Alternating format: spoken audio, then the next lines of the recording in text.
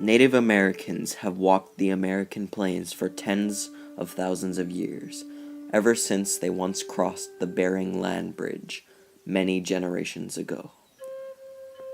Before the white man made its first appearance in 1492 in the Americas, the natives were free to practice their own traditions and own religions.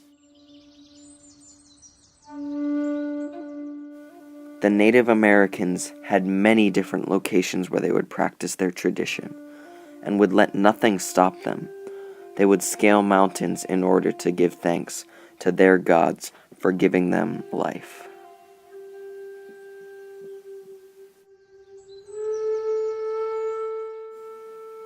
Ever since the arrival of the first Europeans in the New World, the cactus known as peyote has provoked controversy, suppression, and persecution.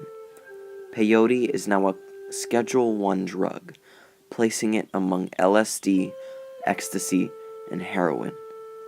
First condemned by the Spanish conquerors for its satanic trickery, and attacked more recently by local governments and religious groups, the plant has nevertheless continued to play a major sacramental role among the Indians of Mexico, while its use has spread to the North American tribes in the last few hundred years. Although not discovered nearly as often, unauthorized peyote growers are usually treated in the same manner by law enforcement as unauthorized marijuana growers.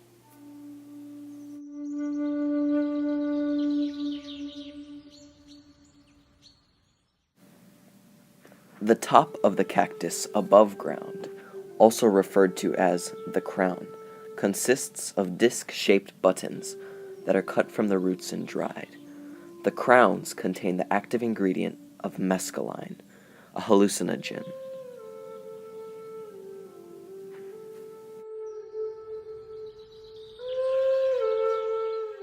First-hand users say that they experience extreme hallucinogenic effects and massive perception change.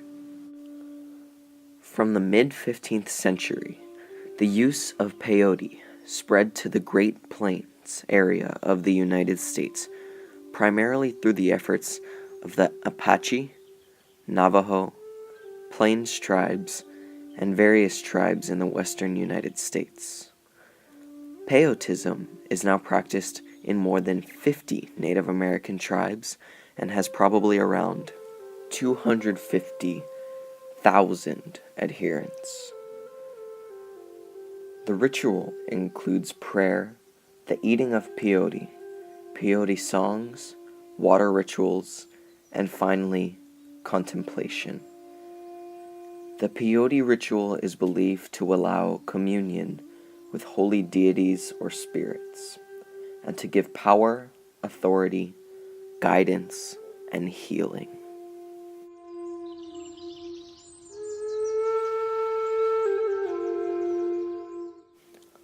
Almost all of the Native American people have one or another attachment to the eagle and its feathers. Images of eagles and their feathers are used on many tribal logos as symbols of the Native American. To be given an eagle feather is the highest honor that can be awarded within indigenous cultures.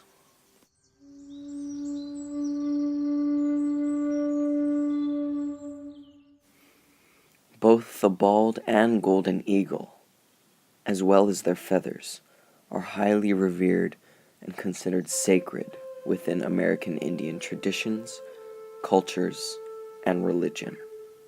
They are honored with great care and shown the deepest respect. They represent honesty, truth, majesty, strength, courage, and wisdom. As they roam the sky, they are believed to have a special connection with God.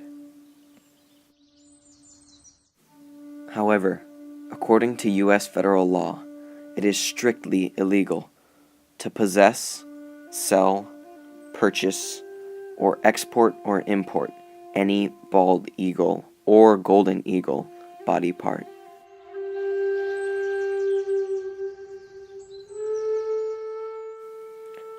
The AIRFA, also known as the American Indian Religious Freedom Act, was passed in 1978 as a joint resolution of the United States federal law and Congress. It was enacted to protect and preserve the traditional religious rights and cultural practices of American Indians, Eskimos, as well as Native Hawaiians. This act also states that all government agencies must not interfere with any Native American exercising their native religion, and must allow safe passage to any sacred site that was previously restricted. In simpler words, this allows Native Americans to freely use peyote as a ceremonial substance, as well as possess eagle feathers or any other eagle body part. However, if anyone, Native American or not, is found with peyote or eagle feathers and intends to use it in a non-ceremonial way, will face a jail time as well as fines.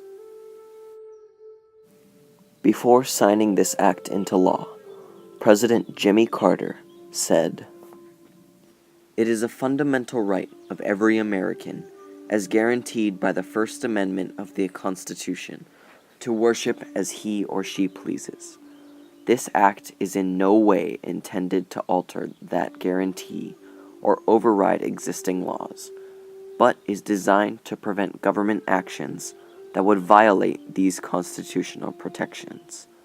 In the past, government agencies and departments have on occasion denied Native Americans access to particular sites and interfered with religious practices and customs where such use conflicted with federal regulations.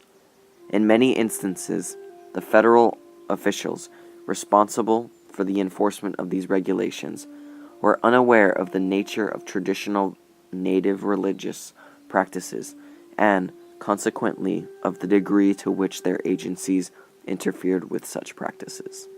This legislation seeks to remedy this situation."